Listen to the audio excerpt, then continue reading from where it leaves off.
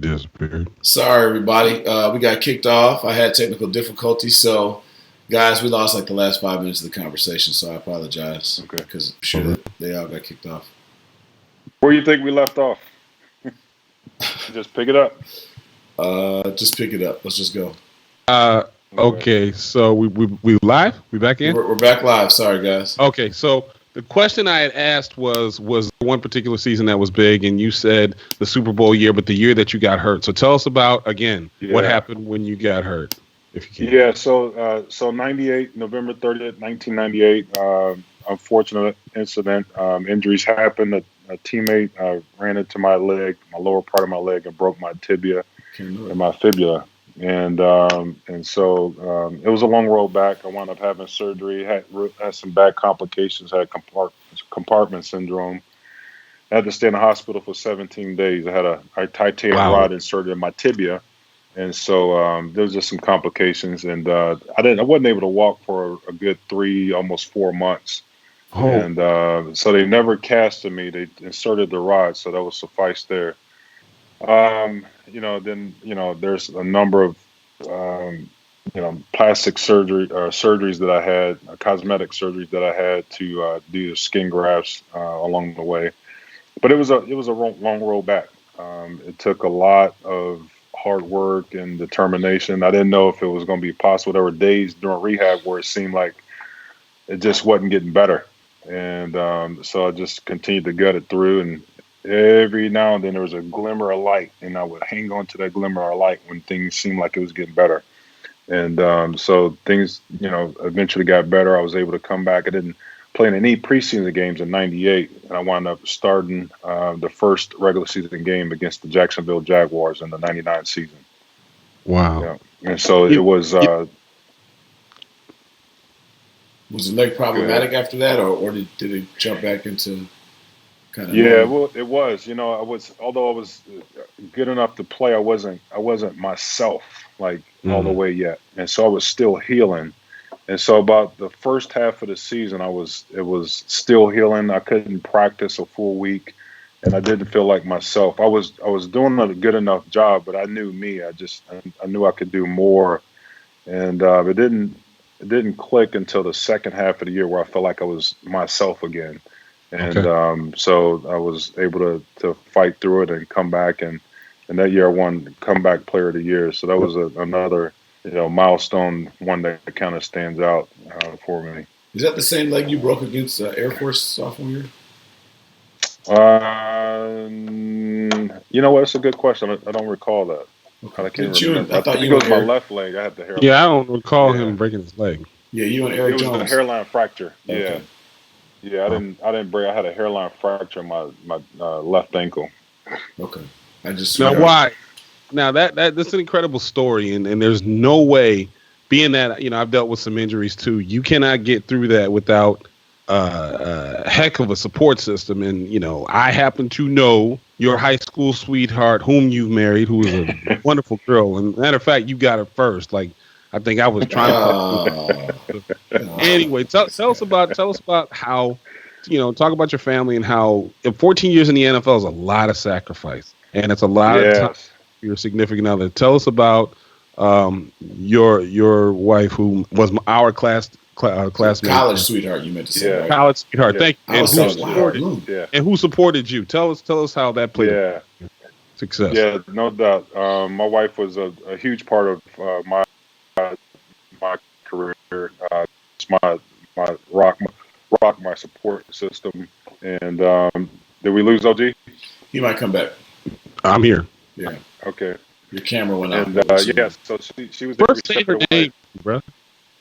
Yeah, and in fact, the year he wants you.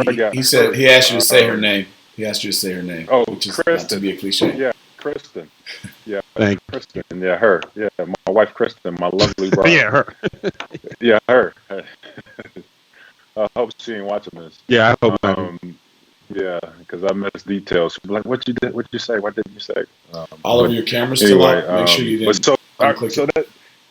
So that year I got hurt, she was actually in her first trimester of pregnancy, and And so she was going through it, trying to nurse me back or, support me where I was and be a support in that way. It was just hard. I couldn't be there for her and I felt kind of bad, but, my wife, has been a tremendous rock throughout my career and still my family has definitely been a rock as well, and friends and fans. Without the fans, it's hard. You can't. They're the ones that really drive the engine. If it wasn't for the fans, we wouldn't have a game. They pay our checks for sure. But my lovely bride she's a special one. Now, Bryant, I think, I contemplated whether I bring this up before. So, it's easy. Everyone that's played football with you has always looked up to you as an athlete, and everyone's looked up to the, what you've done on the field and how hard you work. But a number of years ago, unfortunately, you've had a tragedy that went through that made me really look up to you as a father, and the strength that you and your wife have shown together is something that I'll never forget what I watched you go through, and I'll never forget just the strength that you had. And I'm talking about the death of your son. And I obviously don't want to tell the whole story, go through this, but just seeing you and your wife sit down and kind of counsel your family and lead your family and do that. Kind of talk about how the input maybe you've had to draw on some of the other parts of your life, because I'm sure obviously that was the most challenging thing you ever had to deal with. Yeah, absolutely. We all go through some very tough ebbs and flow through life, and through injury, through whatever, but nothing compares to the loss of a loved one. Whether it's a parent, a sibling, or in our case it was our child. And and luckily for us, and I don't speak for everybody, but for us, our faith played an integral part of that. Had it not been for the faith that we have and that we held on to get us through his illness, his treatments, and his death that we still cope with today, I don't know how we would have been able to get through it. I do think that through our tough times and the trials in our life, those are what grow us. Those are what sharpen us. They make us better. So through the strength that we gain and we develop over the year, there's been some hardships, and so yeah, it was tough on us for a while, to lose a kid in the way we did. It was a challenge for us.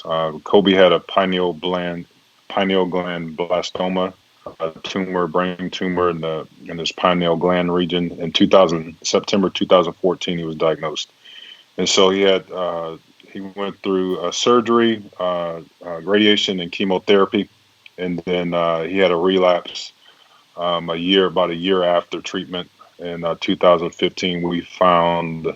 In 2000, the end of 2015, he had relapsed, and then started a trial in 2016, and of course, that, as we know, that trial didn't work for him, and it was just preparing him for heaven. We knew where the train was going at this point, and it's never good anytime you have a relapse within that span of time. And so, but we leaned on each other during that time. We learned a lot about each other. People that prayed for, that supported us through it all, and we had a community of people around us that helped us get through that time. So.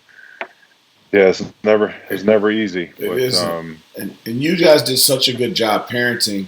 And again, I haven't had the pleasure of being around your kids a lot, but sometimes you see snapshots. And I saw this special interview that you did with your wife and your son, and to hear your son and the strength and the power of a child that knew what he was facing, and the strength in which he spoke about supporting his siblings through it, his own suffering, just speaks to your faith as a family and how tight you guys were there. And again, I look at you as just such a strong dad for going through that, being able to prepare a young man for a transition at such a young age and do that. And I don't know what else there much is to say, but I kind of been remiss for not doing some sort of a tribute or having a conversation about that part of your life. Well, Brian, if you can, really quickly, I didn't get a chance to see the interview, but I've heard so much about it. Where can I find that, or where might I see that? Because there are a lot of parents who are probably going through this same situation. Yeah, there's I think on Vimeo if you search Colby Young, Colby, Okay. I think you may find it, and it's still up there somewhere. I'll put a In post fact, to it in the comments for anyone who's watching. yeah. So Colby Young's story, I think that's what it's titled.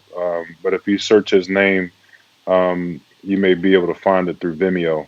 Okay. So, Appreciate but that. you know what? Yeah, it's amazing, man. Just we talk about as we it was a lesson for us just watching him as he begin things begin to be taken away from him. He played football, and when football was no, he couldn't play anymore, and he went to the next thing, and he focused on basketball. He was content with football being over, but basketball was now his thing.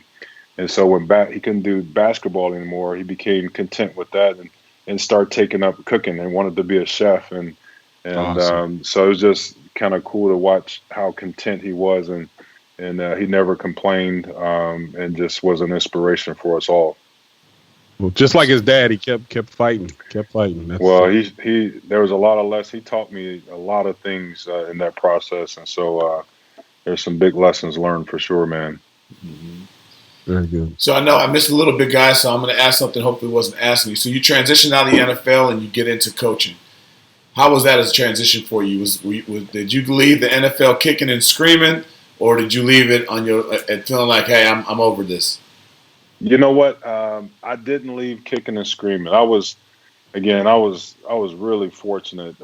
I mean, it was a blessing. I'll be honest that again, I played 14 years and I had a chance to kind of leave on my own accord. I had been through two rebuilds, and I just knew that at 14, the end of the 14, it was probably going to be the last one for me. And in reality, I probably could have played another good year, maybe Wow. two, but it felt like it was time to move on, and to be able to make that decision on my own accord. I was blessed to be in that position. And so before I retired, there were a couple things that I came up with that I thought I'd be very interested in doing. It was construction, either ministry or coaching. Coaching was was third on the list, and so I just had been around the game for a long time, and kind of loved the teaching aspect of it. Was a little bit quiet. A lot of people were surprised that I actually got into coaching.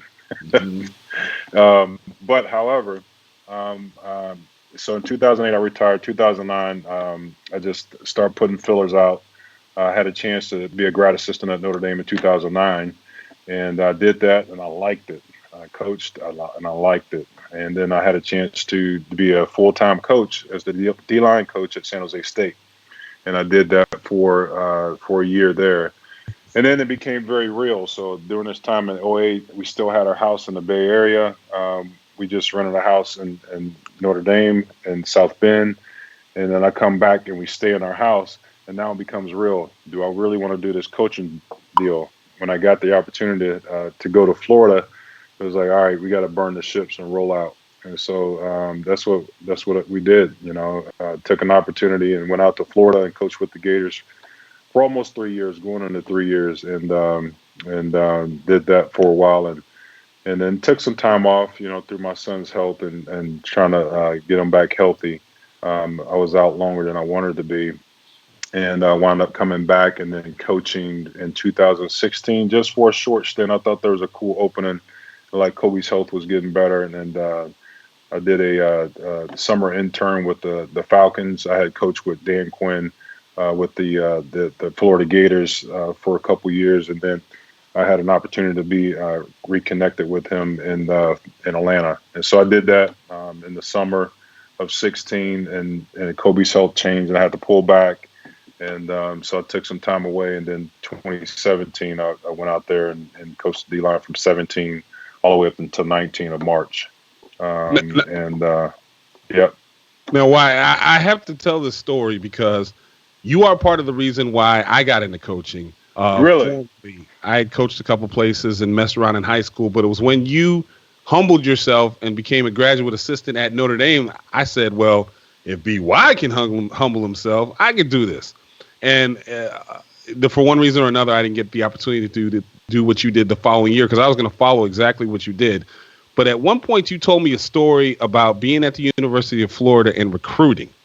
And it Mhm. had to do with a young man that you were recruiting. Do you remember the story? And Okay, keep basically, going. something to the effect of the coach sent you down, you drove down, you left your family, and you went to recruit the young man, and the kid was at the mall or something. So you came back to the school. Do you remember that story? No, that was at San Jose State. Yeah. So, Oh, tell that I story. had okay, yeah. So recruiting is a beast in college, right? So you love it, but there's a lot about it that I didn't like. And so in 2010, this is my first time, full time recruiting. I'm doing everything.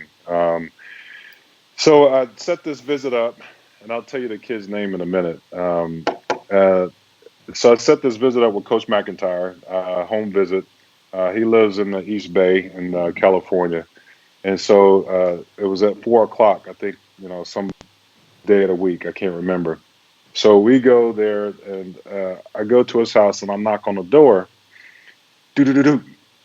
Okay, nobody's answering. Do do do do. Nobody's answering. So I call. I'm like, where is this dude? I got the head coach right on this home visit.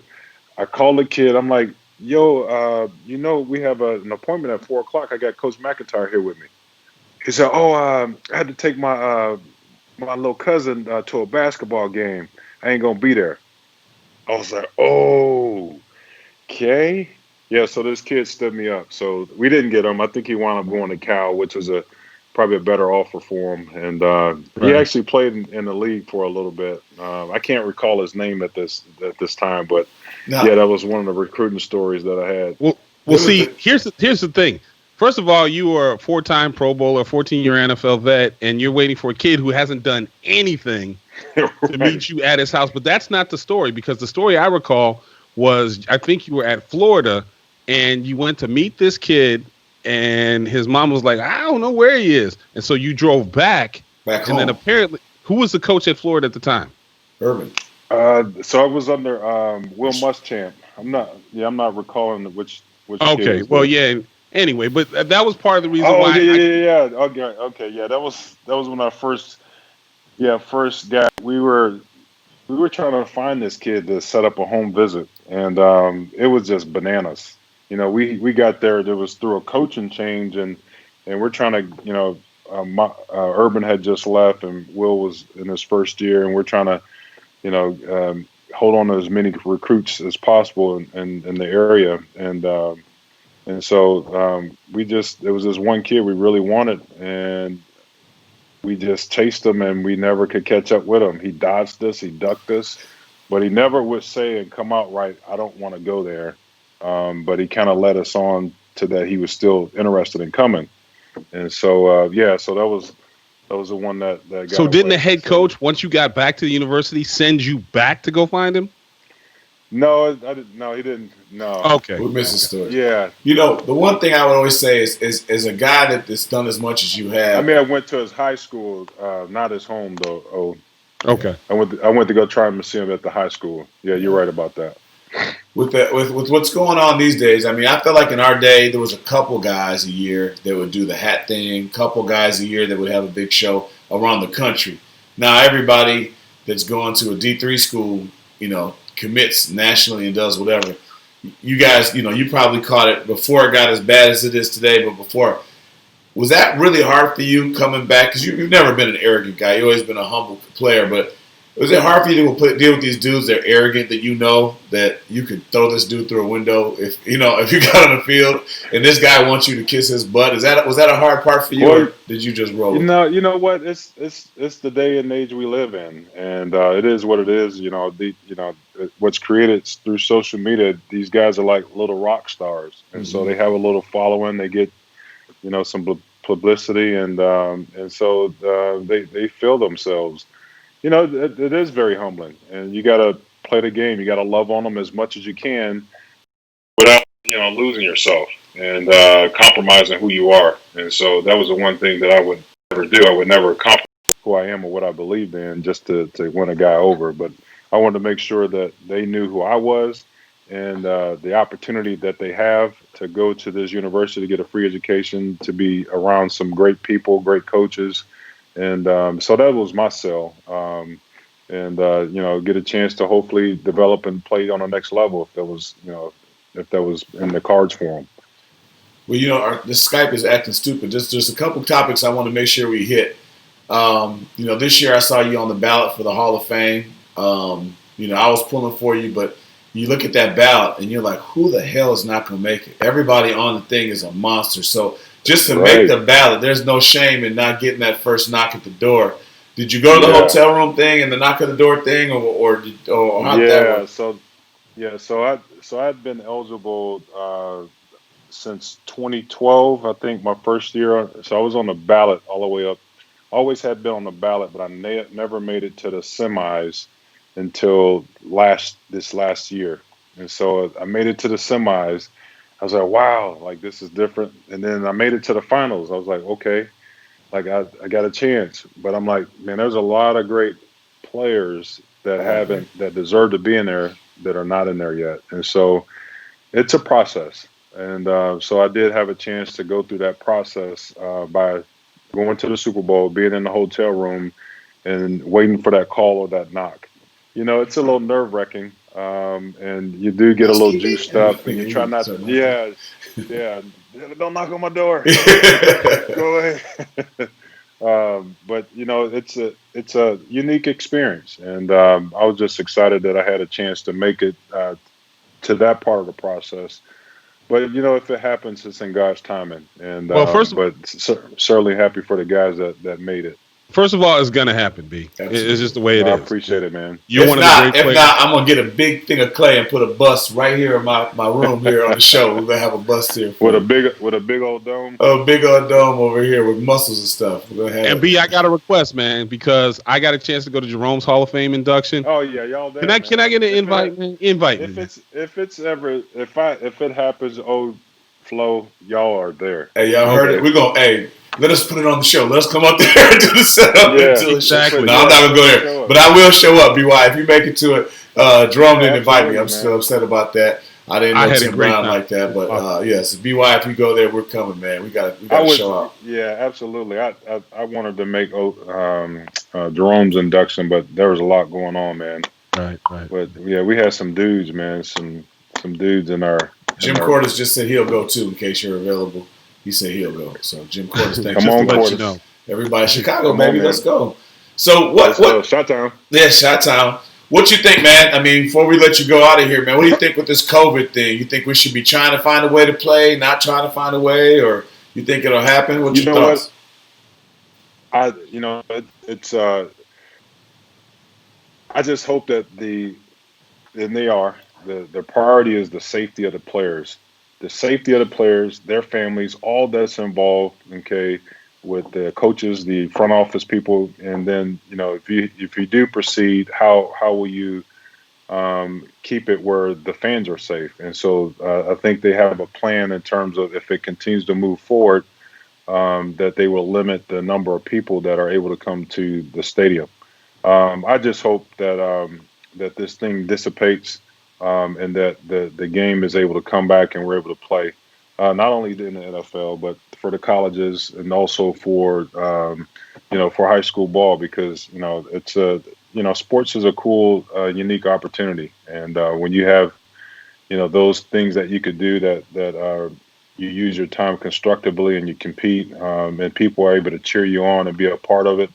I think it does us all a lot of justice, around the country. And so my hope is that it happens, but I'm also very cautious to say I'm also concerned about the safety of all that are involved.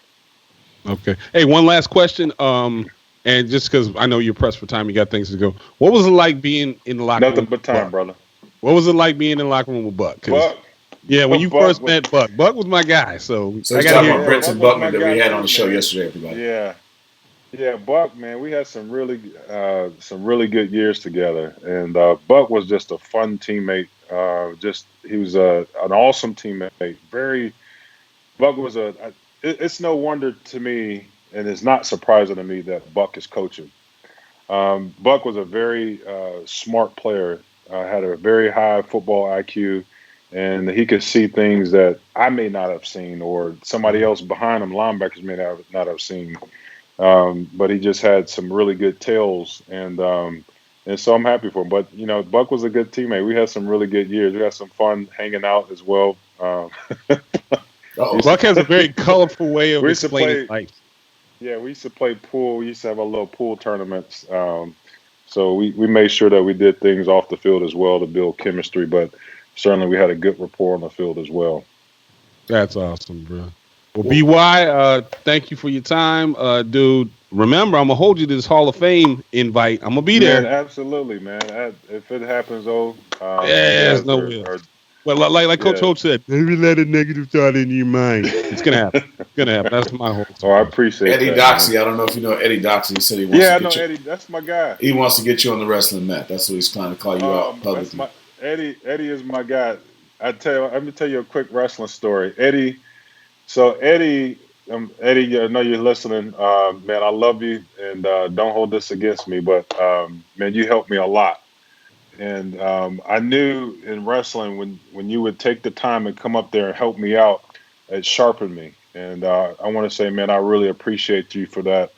Taking time out of your busy schedule to come up there as a past Bloom high schooler, and just help a young cat out. Um, I knew that I had a chance though when I got older and developed a little better my skill set when I was able to put a move on Eddie. So Eddie, Eddie, he put you in a thanks for the headlock. He In brother. put other you in a words, when I whooped headlock. your Hey, ass, there, you here's all to you, well. Eddie. This one's for you, Eddie. Yeah, actually, I think I hit Eddie with a nice takedown. I'm not gonna tell him what it was, Eddie. And right after that, I was like, "Oh shoot! I think I done woke up a sleeping dog." so, but That's good. but Eddie was cool about it. But I appreciate you, Eddie, man. Love you, man. He says he loves you And too. God bless you, brother. Eddie, thanks for watching. Everybody, thanks for watching. If you like the show, please feel free to share it on your timeline. Hit like, I think subscribe or whatever the heck you got to do. But we love you guys, and we are out of here.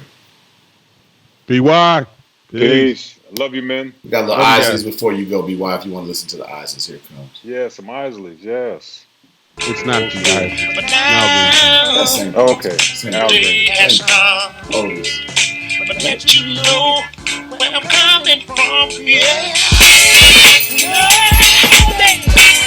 What you done